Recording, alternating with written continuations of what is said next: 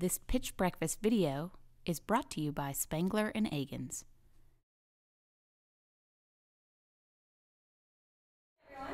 Good morning. Thank you guys so much for coming. This is my first time as well. Really excited to be here. I'm Amanda. Obviously, this is Robert. We are ListenLoop. We're an advertising tech startup. We work here in Capitol Place. We also have a presence up in New York City. And just to give you an idea of our team, when we signed up for this pitch breakfast about a month ago, we had 8 employees. Now we have 13. So it's a really exciting, really fun time to be in the development of a tech startup. And like I said, we're advertising tech, so we focus on lead generation for sales and marketing teams. And we're really excited just to show you kind of how that works. So everybody in this room, are you all familiar with retargeting? So you go on like Amazon.com and you look at, say, a sweater. And you like the sweater, but you don't buy it. And then for the next 2 weeks or however long, it follows you everywhere you go on the internet. You see that sweater everywhere. You finally realize how fabulous you would look in that sweater, and then you buy it. Has everybody seen ads like this before? So sometimes it's a little creepy, but it works astoundingly well.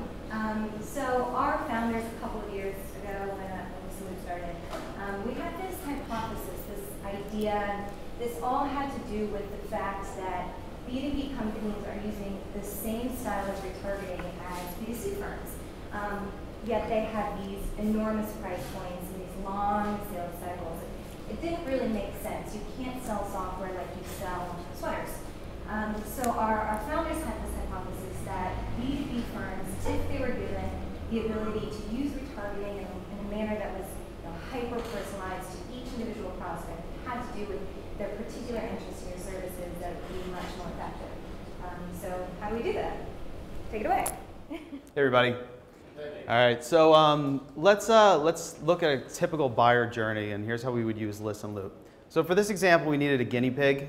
We made Jim, one of the founders of Pitch Breakfast, our guinea pig. What we ended up doing is we targeted him prior to this, and I'll show you how we do everything. So imagine Jim is thinking about buying ListenLoop software, and Jim lands on our website. This is going to be an example of the inbound tech. So Jim comes to the site and he's poking around and he's doing a number of things that a qualified prospect would do. Actions that someone would be taking if they're thinking about buying a software system. So in this case, he's looking at our Reach platform. He's poking around, he's watching videos, he's reading case studies, he's looking at pricing sheets, basically anything that shows qualifying behaviors. From there, Jim's going to get to a gated page and he's going to bounce. Like so many of us have done, we're savvy B2B buyers at this point. We know when we fill in content on a site, salespeople are going to call us, marketers are going to email us. And a lot of times, even when we're genuinely interested in a product, we're going to bounce. So Jim's bounced from the page, and now ListenLoop is going to show Jim a very personalized advertisement. In this case, it's pulling in his company, Bespoke, their logo, and it's pulling in any type of content. In this case, it's automated content using his company logo, talking about the actual pieces of the site that he was looking at and what he was showing interest in. So it's a programmatic advertising platform that's bidding within microseconds and serving up these advertisements. Again, this is the inbound tech. Jim is still an anonymous prospect. So let's say Jim is on another site, one of 98% of websites in the world that use banner advertising. He's going to be seeing this advertisement from us and this persistent brand message. So Jim clicks on this. He gets re-engaged in the product and he comes back to the site. But this time he does convert. And in this case, I'm using conversion as he puts in an email address and he's going to take a demo. So Jim is now a known lead being someone that we have their email address on. So what ends up happening is now that we have Jim's email, we send him an email. Either a rep does this, or you do it through an outbound marketing campaign in a marketing automation platform like HubSpot or Marketo. If he clicks on that link, ListenLoop's going to create a lead for him that can be sent out to a sales rep or a marketing team. You can't really see it, but it gives you information about his company, him, his social media, an avatar, and then a company logo. So in this case, a rep can literally reply to this email and they can send him an advertisement. And in this next example, you'll see an example of an outbound ad. They're hyper-personalized. This time we're using Jim's first name. We're using his company logo. We're using messaging based on the call that we just had with him. Like, Jim, it was great showing you a demo. Give me a call if you need anything. My phone number's in there. I click follow, or he clicks follow up. It goes to an auto scheduling software. So that is pretty much ListenLoop. It looks like we're we still have a little bit of time?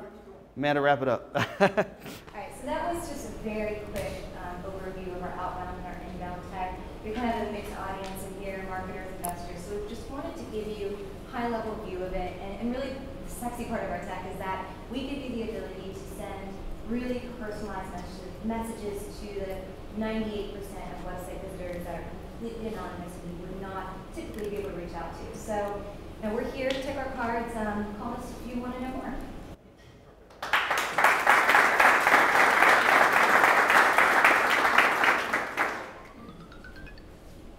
All right, who would like to start, gentlemen? I'll start. A little bit of clarity around, and you got to it at the end. So was this a sales pitch or a investor pitch, or it was some combination of the two? Yeah, kind of like what I said at the end. Okay. Yeah, typically we are pitching B2B marketers. Right. So it does get a little bit more kind of specific. Okay. But we want to be able to deliver a pitch as well to an overall group that makes sense. Okay. All right. First thing, I thought, Amanda, you did a great job taking something that I think is pretty complicated in terms of what you do and distilling it down early. So it was a good, succinct, clear explanation of what you do up front, which, by the way, 99% of people who are presenting don't do. So good. I think one of the things that you needed to do once you did that, the B2B, say it at least 3 times, right? Because it takes that many times for somebody as dense as me to get it. So, beat on that because you had a really good, succinct view of what you were doing, and if you beat on that, I think that really helps. In terms of the demo, I got a little lost right around, so I would try to figure out a way to make that a little bit clearer as to where you're trying to get to, again, not knowing if you were investor or sales focused, there were a whole bunch of missing. If this was really an investor pitch, there were a whole bunch of missing pieces, right? One of the things that I think you've got to do up front on any investor pitch is, investors are investing in you, so you've got to spend more time in the team. And I would love to have heard a little bit more about each of your background. And I love the fact that you talked about the growth and the number of employees that you were scaling up, but a little bit more about who those folks were if you were doing an investor pitch would be good. And I've got a lot more, but let me hand it over to Mark and let him get a word in edgewise first. Oh, sure. Yeah, I think definitely not sure what the pitch was asking for or gear. So solving for, I think, pitch. If there's an art to pitching, it's like stay focused. There wasn't a lot of focus in my mind. The so what are the outcome for me was like I could be a marketer, which I am, in some day-to-day activities, or I could be an investor, which I also am in other day-to-day activities. So it's like pick one path and stick to it. Otherwise, you're going to get someone like Dan saying like I'm confused or I kind of lost me. I would have probably, just to get super tactical or critical on the approach, I would have said up front, just go right for, hey, has anyone ever been to Amazon, looked at a product, and then gone to weather.com and seen the same product? Like, everyone raises their hand. Then harp on B2B, because you guys burned, I was watching Vic's clock, you burned almost 2 of your 5 minutes just kind of like getting the ball rolling, which in the 5 minutes, which is not an everyday forum, that's precious time. So I think that's a skill that, having been on both sides of the pitch table, understanding your audience, knowing how much time you have or don't have, and kind of getting to the point is really the kind of the pitch skill set that I hope this forum is trying to build. So it's not really, I'm not being critical of the content, but just being a little bit, trying to enlighten or shine a light on when you've got 5 minutes, you got to go like right to the juice of the pitch, like squeeze the juice quickly. Otherwise, it's like I get lost. The demo I thought was a little bit rushed. And that's because I think you're trying to fit in a product demo into what should be kind of a quick, here's who we are, here's what our product does, here's our background as founders, here's the team we've built. So I would have started with idea, then go to product, and then go to here's the company. We've grown from 8 to 13 people, we have or haven't raised capital, all those things, which would I think have given you a better trajectory. So I don't know if that was helpful, but linear. I think your linear pitch wasn't so linear. It was a little bit like left and right for me. And then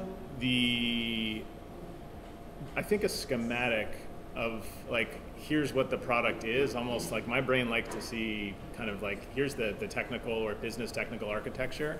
I think running through it in a demo is helpful But I think it would have been more helpful for me to see the, like, here's who we are, right? We're in the middle of these things. Marketing automation is very complicated. I spend a lot of time day to day in that world, and so I'm trying to like place you in the schematic that I usually think works. So that would have been helpful for me personally. But that's kind of some of the stuff I was thinking about. But otherwise, looks like a very cool product. Like, I've seen nothing like this. I think it's really cool. One more point on the business, just to kind of come back to that, is display advertising in a B2B context. I think you need to put a little more substance or sizzle around that. I'm kind of negative on display advertising, but I don't spend a lot of time in B2B, so I'm more kind of like focused on consumer stuff these days, and display just doesn't have the shine that it used to. You see, that's the thing. What ListenLoop really is the pre-email phase of your marketing automation. But for like a teaser pitch, that's what I thought you were going to actually get to. Yeah, I'm like, this feels like the warm up. Yeah, because it's just hard to do kind of a teaser pitch, pulling in a lot of data. I would consider like positioning what display advertising can be, almost like relabeling. Like, display as a way to begin or warm a conversation with Jim Van Fleet, or something like because retargeting in a display context still feels very hokey, right? It's like, oh yeah, you went to Amazon and you looked at those 4 running shoes, and now you see them every time you check the weather, or every time you go to one of those sites. And then the real-time bid optimization, you dropped that quickly. That was like, oh, like, what's that? So that's something I'd want to hear more about, not necessarily at depth, but sure.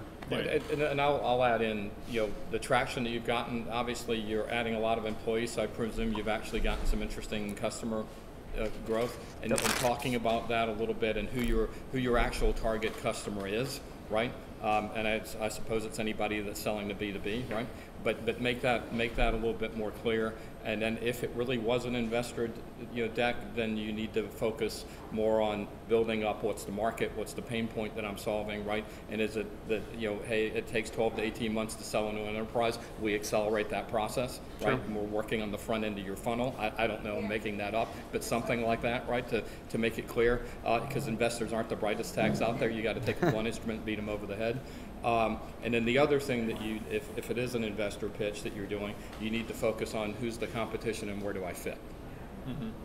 So, do you guys have you raised investor capital, or that'd be good to mention, like, hey, we've raised X dollars, here's our investor.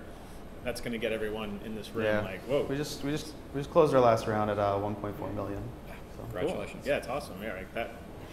Not to say I would care more, but that would definitely get me like up on my seat a little bit. Like, whoa, these guys have closed around. It's awesome. Yeah, it's cool. Yeah, I think the biggest thing for me was I didn't know how you differentiate versus your competitors. What makes you better than Google, who does as you said, does a very good job at making those ads follow you.